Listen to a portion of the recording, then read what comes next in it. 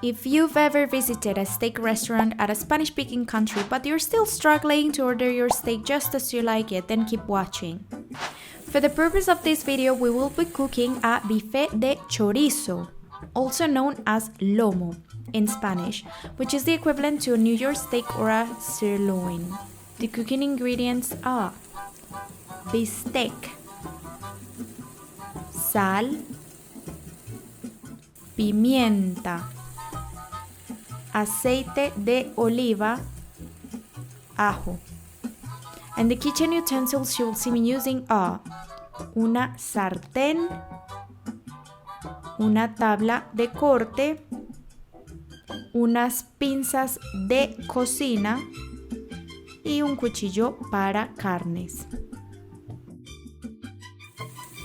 So without further ado, let's get into the matter of things and learn the meat cooking terms in Spanish.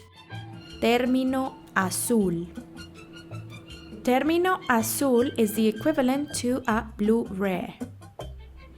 Termino rojo. Termino rojo is the equivalent of a rare term. Termino medio. Termino medio is what we know in English as a medium rare term. Termino tres cuartos.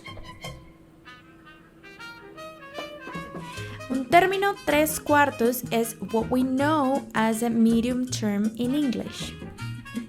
And at last we have bien asada or bien hecha. Bien asada o bien hecha means well done.